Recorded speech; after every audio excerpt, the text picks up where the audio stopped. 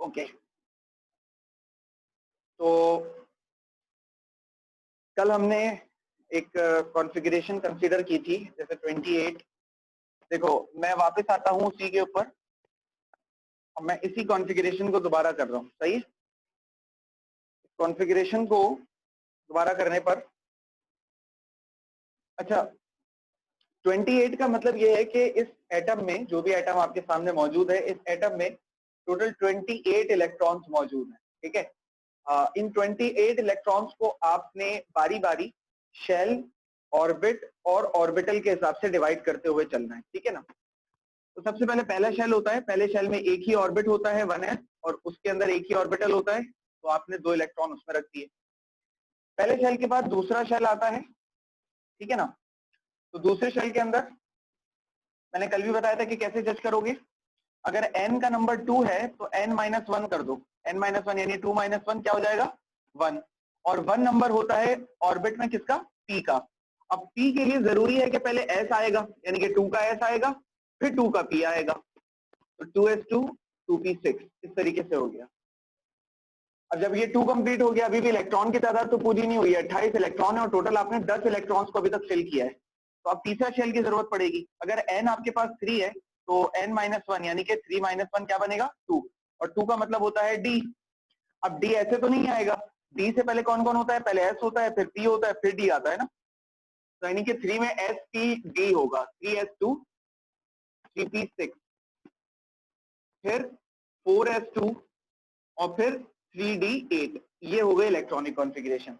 अच्छा यहाँ पर एक कंफ्यूजन आती है, अब वो कंफ्यूजन क्या है, कंफ्यूजन यहाँ ये आ जाती है कि सर ये 4 3d8 तक तो ठीक है, मसला असल में सर ये आ रहा है कि ये जो 3d8 है, इस 3d8 से पहले 4s आ रहा है, यानी उसूलन तो पहले ये होना चाहिए कि पहले पहला शेल आया, फिर दूसरा शेल आया, फिर तीसरा शेल आया, तीसरे के बाद चौथा आया। आपने क्या किया कि तीसरे के बीच में पहले चौथा डाल दिया, फिर तीसरा ले आए, मतलब एक रैंडम चीज आ गई। ये इक्विवेलेंसी क्यों नहीं है? ठीक है, तो इलेक्ट्रॉनिक कॉन्फ़िगरेशन के 4 क्वांटम नंबर्स तो मैंने आपको कल की क्लास में बता दिए। इलेक्ट्रॉनिक कॉन्फ़िगरेशन करने के 4-5 रूल्स भी होते हैं जिनको हमें फॉलो करना जरूरी होता है। 4 रूल्स होते हैं, उन 4 रूल्स को हम फॉलो करते हैं, तब जाकर इलेक्ट्रॉनिक की सही कॉन्फ़िगरेशन हम कर पाते हैं। उन चारों रूल्स पे मैं डिटेल में नहीं जा रहा, ठीक है, उन चारों रूल्स को मैं डिटेल में आपको नहीं बता रहा, अलबत्ता मैं आपको थोड़ा सा आइडिया जरूर दे सकता हूं कि कौन सी कॉन्फ़िगरेशन कब और कैसे आएगी। ठीक है ना, तो मैं आप लोगों को एक आइडिया दे देता हूं। आइडिया देने के लिए मैं आपके सामने मैक्सिमम इलेक्ट्रॉनिक कॉन्फ़िगरेशन शेयर कर देता हूं, तो आप लोगों को उससे आइडिया हो जाएगा कि मैक्सिमम जो एटम्स होते हैं उनकी इलेक्ट्रॉनिक कॉन्फ़िगरेशन किस हद तक आगे जा सकती है या कितनी जाएगी। सही है, अच्छा अभी तक अगर किसी को कोई सवाल है तो वो पूछ ले, फिर मैं आगे चलूंगा।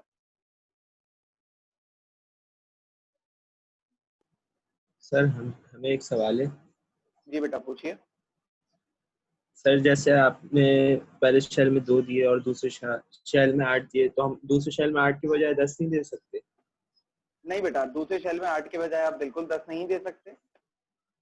सर वो कैसे? अच्छा अभी बता देते हैं वो कैसे और क्यों। सवाल यह है कि कैसे और क्यों। असल में हर चीज की ना एक लिमिट होती है, अल्लाह ताला ने अपनी कायनात में हर चीज को औकात में रखा है।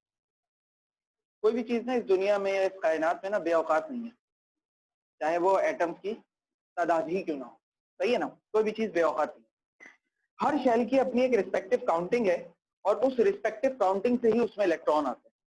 मतलब तुम ये कहना चाह रहे हो कि सर जैसे मिसाल के तौर पे भाई दूसरे शेल में 8 आए, 2 ये और 6 ये, टोटल किया कितने हो गए सर 8 हो गए, तो 8 आ रहे हैं, तो ऐसा क्यों नहीं हुआ कि एस में 4 चले गए या पी में 8 चले जाए तो ये टोटल काउंटिंग 10 तक हो जाए।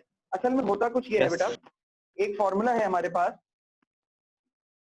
2n²। इस 2n² से हमें पता चलता है कि किसी एटम में कितने इलेक्ट्रॉन आएंगे किसी शेल में। अब देखो 2 ऐसे ही रहने तो n का मतलब है number of shell, number of shell. अब अगर तुम बात कर रहे हो दूसरे शेल की, तो n की जगह पर 2 पुट करो और 2 का क्या लो, स्क्वायर लो, तो 2 का स्क्वायर क्या हो जाएगा बेटा 4, 2 को मल्टीप्लाई करो, 4 2 8 इलेक्ट्रॉन होगा। सही है, क्लियर हुई बात। इसी तरीके से अगर ये तुम्हें तीसरे शेल के लिए निकालना है तो तीसरे शेल के लिए n की जगह पर क्या पुट करो 3 का स्क्वायर क्या होता है 9 होता है, 2 9 जा 18। सही बेटा, यस सर। बात क्लियर हो गई बेटा, ठीक है, यस सर। सही। अच्छा, इसकी बुनियाद पर हम इलेक्ट्रॉन्स को डिवाइड कर लेते हैं।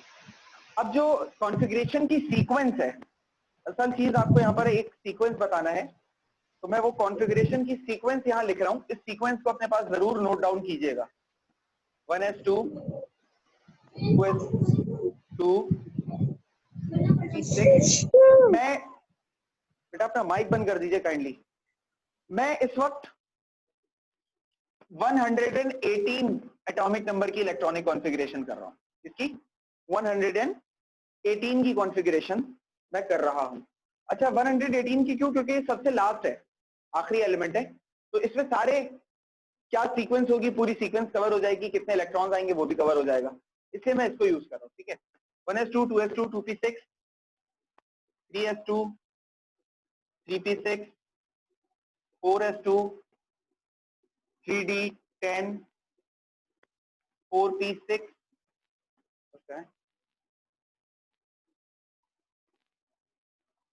ये सब नोट किया था या चलेगा?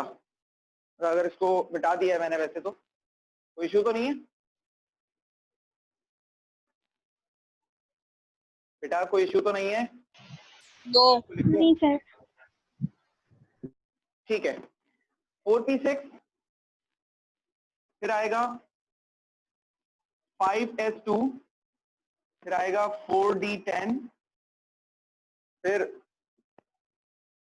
5p6 5p6 के बाद 6s2 6s2 के बाद 4f14। यहां पर आने के बाद मैं भी भूलने लगता हूं। 4f14 4f14 के बाद 5d10 और 5d10 के बाद 6p6 फिर आएगा 7s2 फिर आएगा 5f14 और फिर आएगा 6d10 और फिर आएगा 7p6। सही है, सारे इलेक्ट्रॉन्स डिवाइड हो गए और सारे शेल्स फिल हो गए। ये है मैक्सिमम कॉन्फ़िगरेशन। इससे ज्यादा की अभी तक कहानी आई नहीं है। वैसे 4 एलिमेंट डिस्कवर हुए हैं पिछले, आज से 3 साल पहले 4 एलिमेंट्स डिस्कवर हुए हैं, लेकिन उनके बारे में अभी तक हमारे कोर्स में जिक्र नहीं हुआ है। उसकी वजह यह है कि जो किताब या जो कोर्स आपके हाथ में है, अल्हम्दुलिल्लाह ये कोर्स आप अगर अपने दादा या नाना से पूछेंगे तो उन्होंने भी पढ़ा होगा, और अगर अल्लाह ने आपको इतनी जिंदगी तो अपने पोते या नवासों से पूछेंगे तो वो भी यही कोर्स पढ़ रहे होंगे। तो ये हमारे एक सिस्टम का एक अलमिया है। तो वो जो 4 एलिमेंट है इंशाल्लाह वो आपके पर पोते जब तक आएंगे एजुकेशन सिस्टम में, तब तक वो 4 एलिमेंट हमारी बुक का हिस्सा हो चुके होंगे। अदरवाइज तब तक आपने तो 118 तक ही पढ़ना है, वरना अब एलिमेंट्स की तादाद 123 तक हो चुकी है, 123। अब 118 नहीं रह गए बल्कि अब 123 हो चुके हैं एलिमेंट। ठीक है, तो ये मैक्सिमम कॉन्फ़िगरेशन है बेटा, इसको एक नजर देख लीजिए। अब इसी सीक्वेंस को आपने, इसी पैटर्न को आपने फॉलो करना है और एलिमेंट्स की इलेक्ट्रॉनिक कॉन्फ़िगरेशन करते हुए चले आना। अच्छा, इस चीज को अपने पास नोटेड रखना।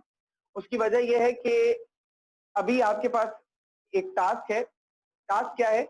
आपको 1 से लेकर 118 तक जितने एलिमेंट्स हैं, यानी कि 1 एटॉमिक नंबर से लेकर 118 एटॉमिक नंबर तक जितने एलिमेंट्स हैं, सबकी इलेक्ट्रॉनिक कॉन्फ़िगरेशन करनी है। ठीक है, सबकी इलेक्ट्रॉनिक कॉन्फ़िगरेशन करनी है इसी पैटर्न को फॉलो करते हुए।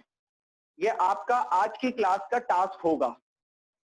टास्क आप उसी सूरत कर पाओगे जब आपको ये टॉपिक बहुत अच्छे से क्लियर होगा। अब अगर इस बात में मजीद किसी को कोई सवाल या कंफ्यूजन है तो वो बिला झिझक पूछ सकता है।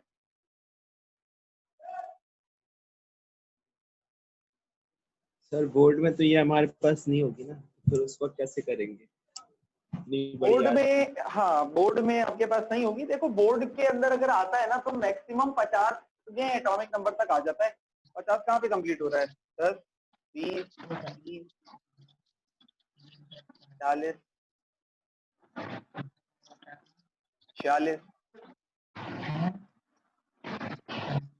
बस 50 तक होता है। बोर्ड में अगर मैक्सिमम भी आएगा ना तो वो यहां तक आ जाएगा, इससे ज्यादा का चांस नहीं है कि बोर्ड में आए। और असल जो याद करने का प्रॉब्लम शुरू होता है ना, मतलब जहां से मैं खुद भी कंफ्यूज होना शुरू हो जाता हूँ या मैं खुद भी बोलना शुरू हो जाता हूँ, वो यहाँ से 5P6 तक तो सही रहता है, मुझे भी याद रहता है और आप भी आसानी से याद कर सकते हैं, उसमें इतना प्रॉब्लम नहीं है। सही है। अच्छा, अब बुशरा माइक बंद कीजिए काइंडली अपना।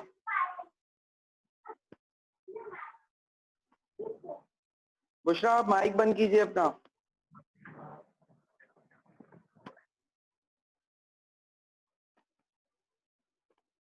आपका माइक म्यूट नहीं हुआ है अभी तक।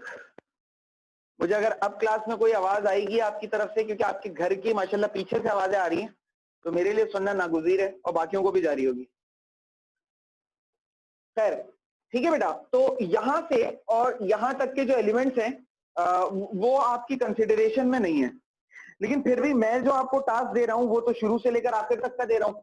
तो सर आप तो बिला वजह हमसे ये काम करवा रहे हैं। मैं बिला वजह करवा रहा हूँ आप कह सकते हैं, लेकिन ये काम कहीं ना कहीं कामयाब हो जाओगे, मतलब काम आ जाएगा आपके, मुझे ऐसा लगता है, इसलिए मैं ये काम करवा रहा हूँ। तो कर लीजिएगा ताकि आप लोगों को आगे की चीजें मेरी बात समझ में आ जाएगी। साथ ही साथ आपको कुछ बात याद रखनी है। बुशरा अगर आप माइक बंद कर रही हैं अपना तो ठीक है, अदरवाइज मैं म्यूट करूंगा, फिर पूरी क्लास में आप कुछ नहीं बोल सकेंगी। वरना अपने पीछे जो आपका बैकग्राउंड साउंड है उसको बंद कीजिए प्लीज।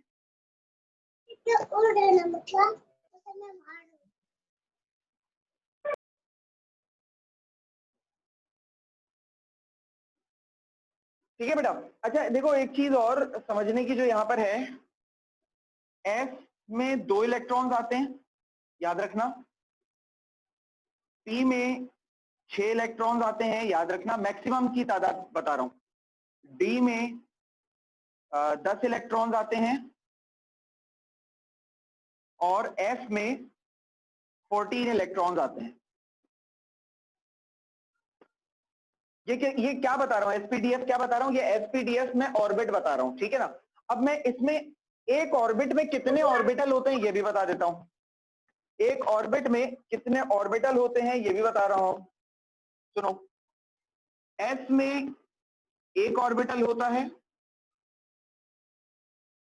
पी में 3 ऑर्बिटल्स होते हैं, डी में 5 ऑर्बिटल्स होते हैं और एफ में 7 ऑर्बिटल्स होते हैं। एक ऑर्बिटल के अंदर 2 इलेक्ट्रॉन आते हैं, तो देखो एक ऑर्बिटल है 2 इलेक्ट्रॉन है, 3 ऑर्बिटल है 6 इलेक्ट्रॉन है, 5 ऑर्बिटल है 10 इलेक्ट्रॉन है, 7 ऑर्बिटल है 14 इलेक्ट्रॉन। एक ऑर्बिटल में 2 इलेक्ट्रॉन, तो इस हिसाब से ये इनकी डिस्ट्रीब्यूशन है। सही है, इसमें कोई सवाल? No sir.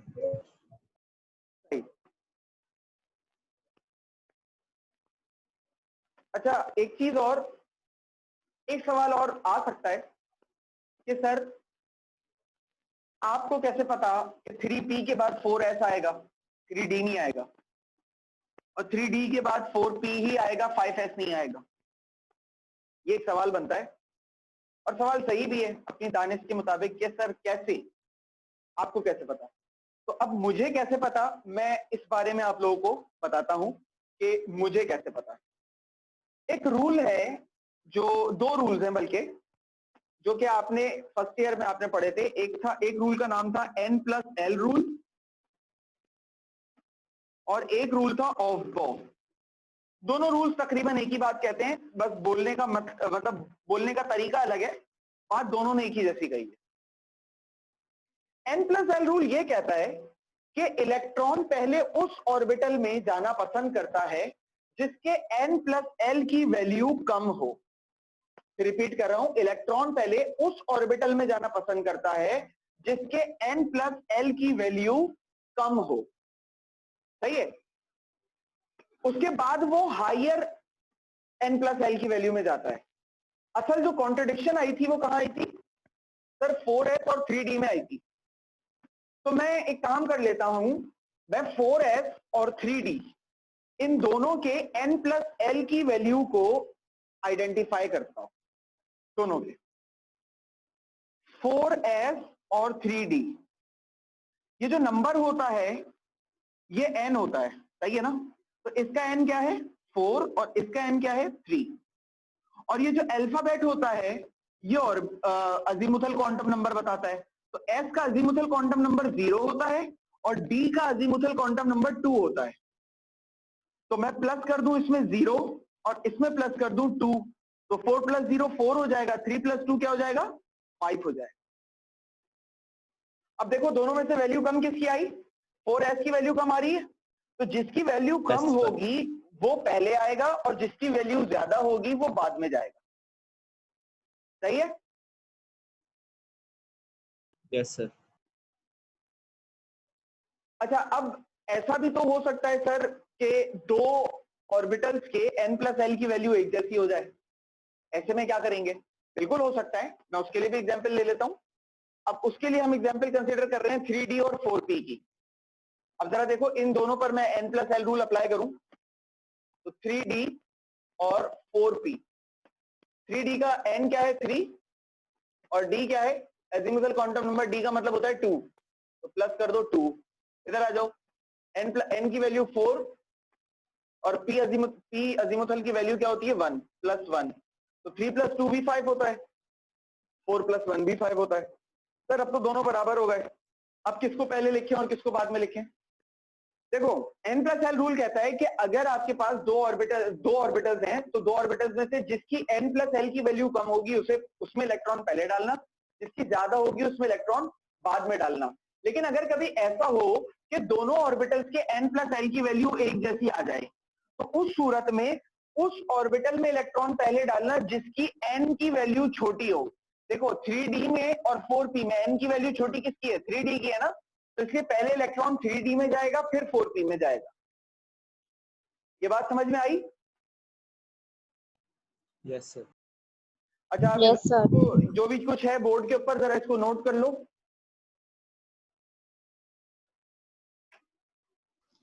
सर ये 6s के बाद पीरियोडिक टेबल पर जाने से पहले कि आपको इलेक्ट्रॉनिक कॉन्फ़िगरेशन पर अच्छा ग्रिप होना चाहिए, क्योंकि अगर आपका पीरियोडिक इलेक्ट्रॉनिक कॉन्फ़िगरेशन पर अच्छा ग्रिप होगा तो आप आसानी से जो पीरियोडिक टेबल के ग्रुप्स और डिविजन्स हैं, सब डिविजन्स हैं, उन डिविजन्स को आसानी से जरा समझ पाओगे, ठीक है?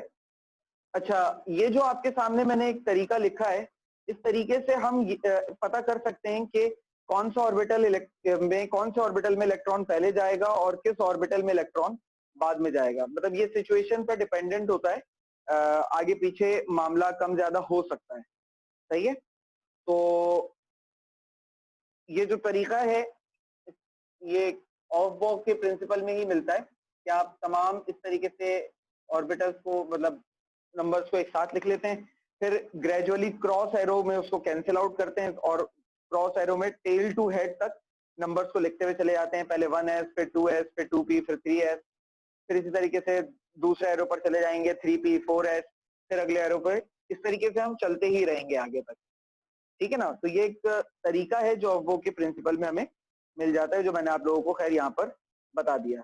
अच्छा, अब आपको टास्क आपका याद है कि आज आपका टास्क ये है कि आपको 118 एलिमेंट्स की इलेक्ट्रॉनिक कॉन्फ़िगरेशन करनी है और तमाम स्टूडेंट्स वो मुझे इमेजेस भेजकर चेक करवाएंगे कि किसने क्या किया।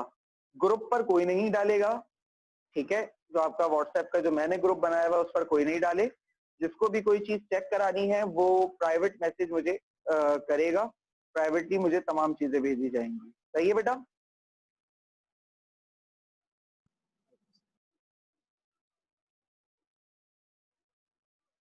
इज दैट क्लियर बेटा? Yes, sir. Yes sir. Yes, sir. ठीक है। Yes, sir.